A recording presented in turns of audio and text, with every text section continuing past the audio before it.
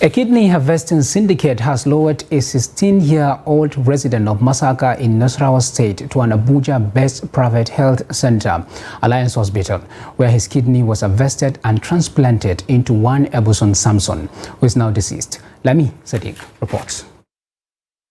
This car is a reminder of what Adebayo Oluwatobi, a 16-year-old Nigerian, has lost.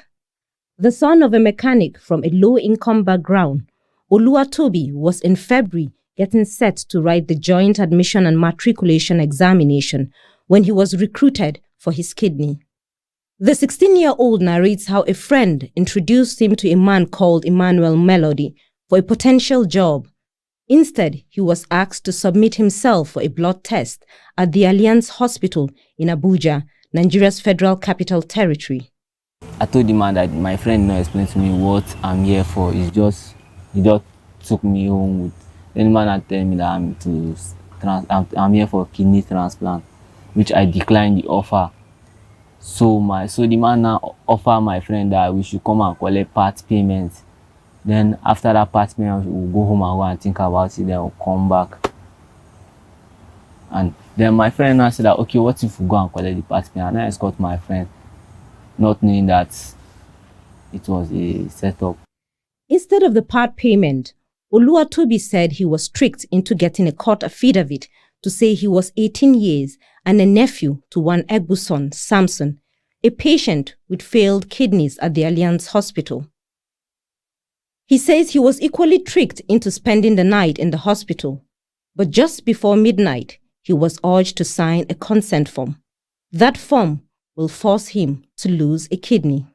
The man said, what if I sleep back that it's late, that I can't go home that time, which he now give us a word in the hospital that I should sleep. So when I was sleeping, then I come and wake me that I'm going to undergo the transplant that night. And I gave me some documents. That was the document that my name, I saw everything was on my name and other side, and I signed to the document. Then I take me to. Then I see that they are going to proceed with the operation that night. Now take me to the theater.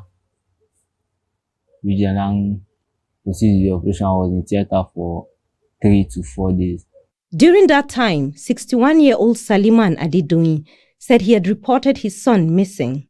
I became check that in the night, go to where I know that he can move to. When I asked this one, they said they didn't see him. Asked the other one, they didn't see him.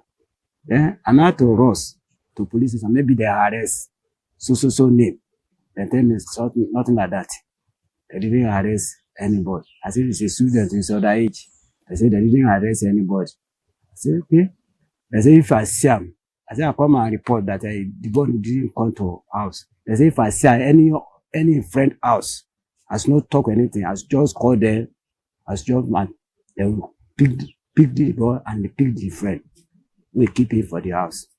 And now runs to Vigilante, whether you see any small student, they do something, they commit something bad, and looking for my son. They say they didn't see, make a check around. As his body struggles to adapt to the use of one kidney, Oluwatobi says he was forced to change hotels after the surgery because he was being threatened not to go back home. The money he received from the surgery, which was to cater for his hotel, was extorted by a gang of youths. Faced with no money, threats of being killed, he was forced to flee from Abuja to Lagos State. Oluwatobi is one of thousands of people who are lured, exploited, and sometimes coerced into selling their kidneys in the black market. All over the world, organ harvesting syndicates usually target individuals such as Oluwatobi who come from low economic background. In some cases, there are promises of job opportunities, living abroad, and sometimes threats and violence. As a minor, Oluwatobi cannot make such life-changing decisions, such as donating a kidney, without the consent of his parents. He is protected by Section 48, subsection 2A of the National Health Act 2014, which states that a person shall not remove tissue which is not replaceable by natural processes from a person younger than 18. Section 20, subsection 3 of Nigeria's Trafficking in Persons Prohibition Enforcement and Administrative Act 2015 also criminalizes the enlisting, transporting, delivering, accommodating of a person under the age of 18 for the purpose of removing the person's organ. It prescribes a jail term of not less than 7 years and a fine of not less than 5 million naira for a person liable upon conviction. But the management of Alliance Hospital claimed the hospital is not liable to any wrongdoing, as Oluwatobi had signed an affidavit saying he was 18 years, a relative of Mr. Sampson, and also signed a consent form before the surgery. He went to court, the High Court, to swear to an affidavit. In that affidavit, he stated that he is 18 years old. He was 18 the September before the surgery.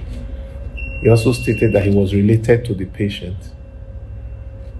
And he also stated that he was not under any duress and that there was no financial consideration in him donating the kidneys.